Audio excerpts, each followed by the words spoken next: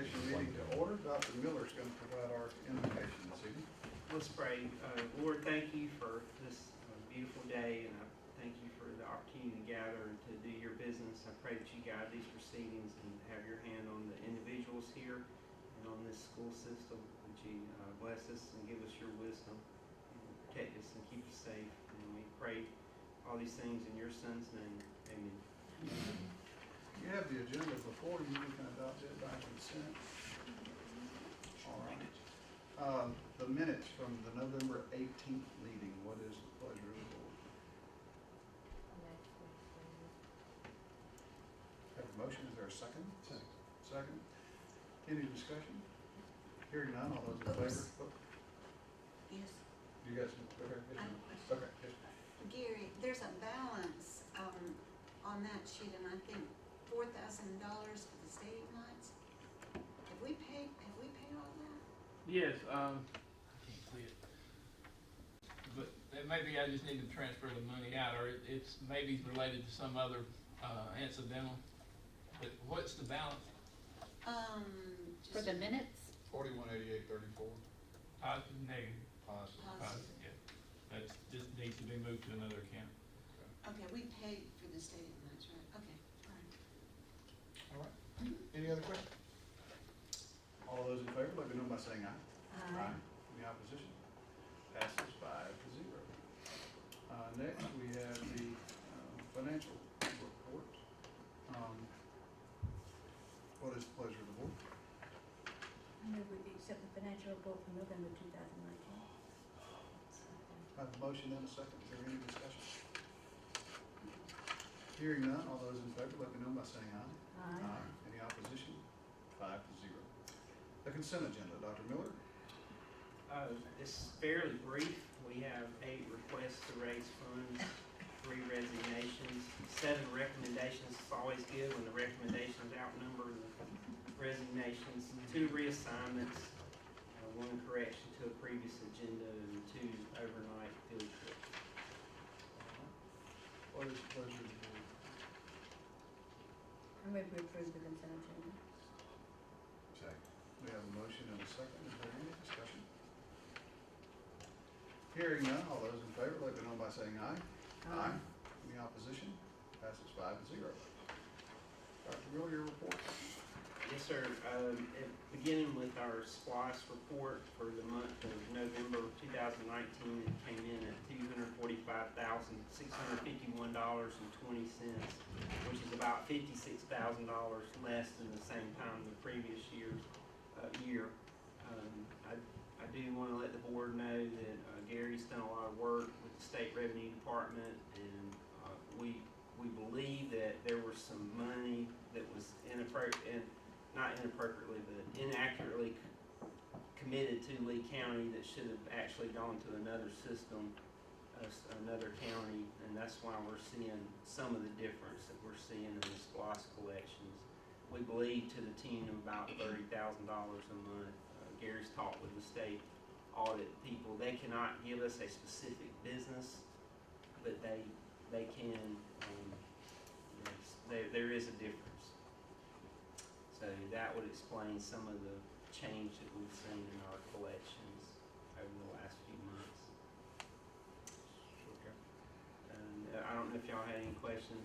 Gary, did you want to say anything about that? No, I mean, I speculated that basically what it is a company that, what they said was a company was giving money to, our tax money to us, that it should have been going to another county. Now, my interpretation of that was, this is just my thinking, this is not exact on it, but I'm thinking that maybe a dealership, a car dealership, if you were from Daugherty County and you bought a car in their dealership, they sent that money in to Lee County, and may have should have went into Daugherty. Did they designate the money they send in? Well, they were just sending all the money in as Lee County taxes, and it Okay. should have been going in other places. Okay. Now, I don't know that that's a car dealership. I'm just saying that. Another part of the drop is Winn-Dixie no longer being there. But they did say there's a $30,000 decrease because of an audit that they performed, and a business was sending money to our taxes into Lee County that's now going to another county. They wouldn't even tell me which county, but speculation. So, would they take that $30,000 out of our, say, November? Well, what's happening is, in all those other months, they were giving us the money. Right. They're not gonna go back and collect it back from that time Okay, from we're the gonna have audit, to pay From that. us. from us. But that money's no longer coming to us Right. because it's been approved. And we've talked before about the closing of Winn-Dixie and later Harvey's, and then, I know online sales. I think it's probably a combination of things. We've definitely seen a decline. The good news is we're collecting enough money to meet our obligations towards those things that we have to pay for, but we are seeing a difference in, by law, the auditor cannot identify a business. That law Right. changed a few years ago, and so we cannot see specifically who it is or, I need to send them a thank you. yes, that explains some of the difference, we believe. Under student health services, you can see from your reports that we had nearly 5,000 clinic visits last month. You will notice that there were 48 faculty and staff visits, and I don't know if the public realizes that when we have a school nurse, they certainly see the students, but our adults come in and might get their blood pressure checked, or they're not feeling well, they go in and see the nurse. I know when I was a principal, we actually had to send a couple people to the hospital because they were very ill, and our nurse was the first person they went to and said, hey, they need help, we need to take care of these people. So they provide a great amount of support for our students, but also for the faculty and staff in that school, and we're very thankful for them. Under food service, I'd just like to report that we had a smashing success with our annual Thanksgiving meal. 529 adults were served. It was a great day. That's a popular day. What people love, the food is good, and a lot of the schools actually invite their retired teachers to come back, so it's a lot of fun to reminisce and see family and friends, and we're just really proud that they're able to do that. The last item I'd like to talk about is the pre-K expansion. We've discussed several options with the board, and we've explored a lot of different things. At this time, we plan to move forward with remodeling the D building and for the purpose of expanding pre-K for next school year. This is the least expensive, most time-sensitive option available. We have the money needed to complete this project, and if we begin now, we'll have it ready to add a new pre-K class next year, relocate the school nurse into a more suitable setting, and then have all the pre-K classes on one campus, which means bringing one back from Lee County Primary School. It will allow us to add additional classrooms, and it will also allow us to leave on the table all the other options that we discussed. Those aren't going away, they're still there, but in the immediate, right now, next year, I had a conversation with someone today about a family that moved here from another community. The older child's in school, but they have a little brother or sister that's a 4-year-old, and they can't get in pre-K. And this person is actually working for our school system, but there's no option there for them. So this is a need, it's ongoing. We've got a waiting list right now of 20 students, I believe. Is that correct, Ms. Prim? Was it about 20 or so on the Yes, sir. waiting list? And that's Sure. pretty much stayed at that level all school year. Some of those will get in as families move and transition, but going forward, we think this is the best, least expensive, and most time-sensitive option that we have right now. And as I said, it doesn't remove those other possibilities that we've explored. They're still out there down the road, but this will give us some immediate relief. And we believe if we begin now, we'll be ready for the new school year. Are we gonna do much of that in-house? Yes, sir. Most of that will be in-house.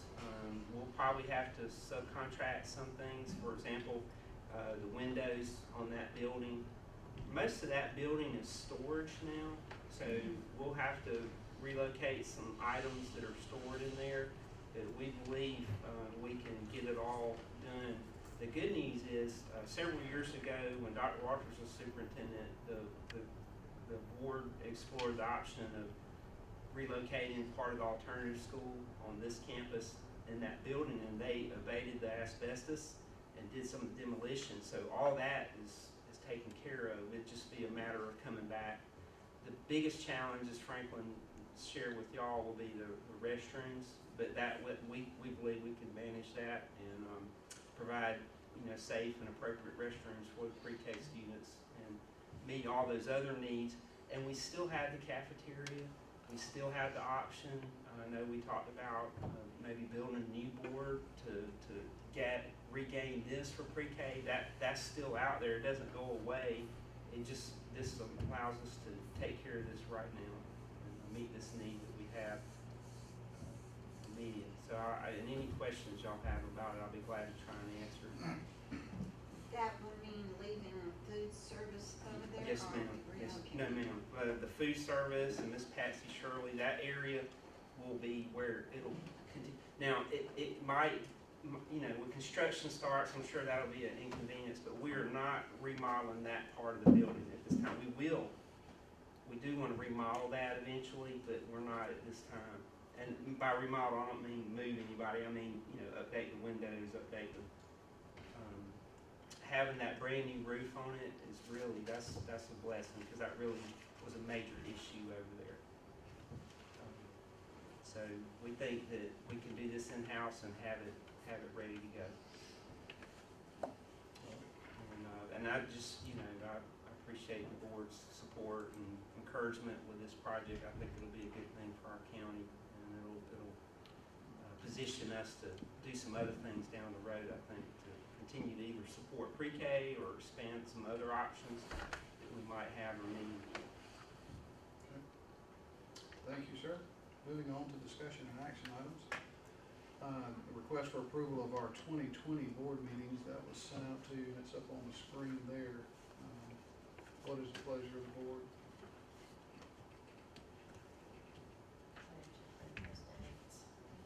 Have a motion, is there a second? I'll second. Second, any discussion? Will there be, I know that one of the considerations was to have 2 meetings so that we could, the status that we wanted to get for the board, instead of just being, a regular board, you can get exemplary boards. And, are these flexible dates on this planning meeting? So you're saying there's requirements in those, to get up in those exemplary or outstanding or whatever those categories are, that you have to have a certain number of meetings? I don't think so. I I wasn't aware of a number. No, I don't think you're gonna get it, I just don't think you're gonna get it done in 12. I mean, Right. I don't think there's a requirement, you ain't gonna get it done doing like. Normally, we've had the monthly business meeting plus 2 planning meetings. This is 5 additional planning meetings on top of just the 2. Isn't that correct? So we've had 12, monthly business meetings and then 2 planning. This will give us 5 additional. And there doesn't mean we could not go back and adjust. We can And I- always add a meeting. Yes, adding a meeting is no problem. Just the months where there's not a planning, it's just there's spring break, Thanksgiving break, Christmas break, and then June is typically a pretty busy time for everybody, but it doesn't mean we could not add those. And one caveat is, we've not set the school calendar for next year. That'll be set early in 2020. So, this is based on the model that we followed in the past. Okay. Any other discussion? Hearing none, all those in favor, let them know by saying aye. Any opposition? Passes 5-0. Last item on the agenda is a request for approval of 2 courses. Dr. Miller? Well, if the board will permit, I've asked Dr. Karen Hancock to share about these two courses. One is digital technology, which is a brand new course, and then Advanced Choral Ensemble 1, which is an extension of a course we already have in place, but a deeper level of learning. Can you go ahead, Dr. Hancock? So the digital technology, currently, we have a pathway, it's the computer app pathway. It's very Microsoft focused. And what we started actually discussing this as an option as a pathway last year. We met with the middle schools, the 9th grade and the high school, to talk about where our community is going and where really technology is going. We were starting to see a lot of students come to us with this pathway. It is the entry level class that can go in multiple different directions. So, for example, one second-year class that we may ask for next year is computer programming, web design. It is, when you think of social media and technology now, this is the entry level to what a lot of our students are starting to experience in the world of work and in post-secondary education. So this intro to technology is kind of an overview of all of those different pathways that can be involved. And we just think it's going to be much more applicable versus, the Word and the PowerPoint that so many of them already have a basic understanding when they're getting to us. I guess the choral ensemble is pretty self-explanatory. Yeah, the choral ensemble is the advanced class for the. It is not meant to be a large group. Our course numbers have almost tripled. I believe Mr. Bunce came in and gave a State of the Union to give an update of where. And it is growing significantly. We've been very impressed. Middle school is putting a lot of energy into chorus also. And so those numbers are starting to really take off. And this is just a class that is much more specific to individual growth. What is the pleasure of the board? We do the same thing. We approve the courses that are listed for the high school. We have a motion and a second. Is there any discussion? Hearing none, all those in favor, let me know by saying aye. Aye. Any opposition? Passes 5-0. There's no other business to be brought before us. I will declare this meeting adjourned.